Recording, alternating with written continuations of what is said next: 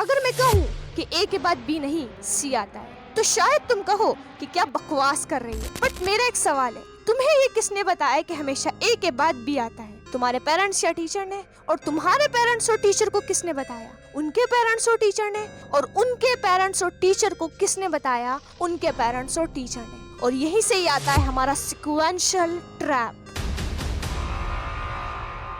तुम्हें बचपन से सिखाया जा रहा है कि ये एक रूल है, हमेशा ए के बाद बी आएगा और तुम्हें ये फॉलो करना पड़ेगा। और अगर तुमने एक्स वाई जेड को वाई एक्स जेड पढ़ा तो तुम गलत कंसीडर किए जाओगे। But let me open your eyes, ये कोई एक रूल नहीं है, एक सीक्वेंस है, एक सिस्टम है जो कि एक लेबनान के शहर फिशिया से स्टार्ट हुआ तकरीबन 3000 साल पहले। अब तुम सोच रहे होंगे कि क्या हमें एबीसीडी सिखा रही है? नहीं, ये तो एक बस छोटी सी एग्जाम्पल है सिक्वेंशियल ट्रैप की। तुम तो अपनी पूरी लाइफ में बुरी तरीके से ट्रैप से घिरे हुए हो। जैसे दुख के बाद खुशियाँ होंगी, मुश्किल के बाद आसानी होगी, बुरे वक्त के बाद अच्छा वक्त आएगा, फेलियर के बाद कामयाबी मिलेगी, डिग्री के बाद नौकरी मिलेगी और नौकरी के बाद छोकरी मिलेगी। ये सब कहना गलत नहीं है, लेकिन इन सबको एक लॉ समझ लेना तुम्हारी सबसे बड़ी गलती है। देखो, एक के बाद बी आना गलत नहीं है, लेकिन इसे एक रूल समझकर फॉलो करना कि यही एक कानून है, इसे कोई नहीं तोड़ सकता,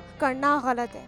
ये चीज याद रखना कि मुश्किल के बाद आसानी नहीं होगी, तुम्हें उसे आसान बनाना पड़ेगा उससे सॉल्व करके। बुरे वक्त के बाद अच्छा वक्त नहीं आएगा, तुम्हें अच्छा वक्त लाना पड़ेगा मेहनत करके। उदासी के बाद खुशियाँ नहीं होंगी, तुम्हें हैप्पीनेस को क्रिएट करना पड़ेगा अपने उदासी के पीछे का रीजन ढूंढकर। नाकामी के बाद तुम्हें कामयाबी नहीं मिलेगी, तुम्हें कामयाबी हासिल करनी होगी अपनी नाकामयाबियों से सीख कर। देखो, एबीसीडी को एक सीक्वेंस से पढ़ना गलत नहीं है, लेकिन इसे दिन रात की तरह एक नेचुरल फिनोमेना या फिर यूनिवर्सल ट्रुथ समझ लेना तुम्हारे सबसे बड़ी भूल है। प्रॉब्लम ये है कि तुम एक्चुअल में नेचुरल फिनोमेना और आर्टिफिशियल सिस्टम के बीच का फर्क नहीं कर पाते, क्योंकि ये एक ह्यूमन साइकोलॉजी है कि हम ह्यूमन हर एक फैक्ट्स और यूनिवर्सल ट्रुथ को अपनी अंडरस्टैंडिंग और परसेप्शन से कनेक्ट करने की सोचते हैं। जैसे दिन के बाद रात होती है, तो इसी तरीके से फेलियर के बाद सक्सेस मिलेगी। दूसरा, ऊंचाई पर पहुंचने के लिए हमें अपने घुटने टेक कर कूदना पड़ेगा, इसी तरीके से हमें कामयाब होने के लिए गिरना पड़ेगा, यानी फेल होना पड़ेगा। बट ये जरूरी तो नहीं।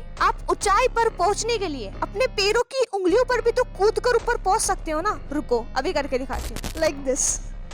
Well, that was too bad.